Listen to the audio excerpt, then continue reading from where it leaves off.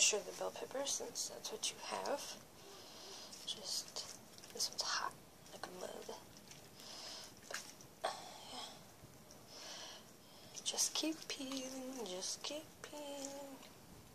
See, you don't need to do the whole entire pepper black. You'll cook it too much. It'll be soft and mushy. This you can still cut and has a good texture, good bite. I put these into anything I'm doing that has like Mexican flavor. And then from the bottom, just open it. See, mine's still steaming. You don't have to do that. But you split it down the middle.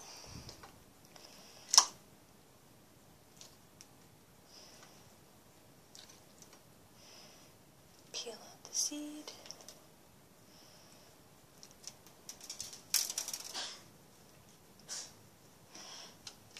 And then take all the seeds off. They're not hot, but they're not easy to eat.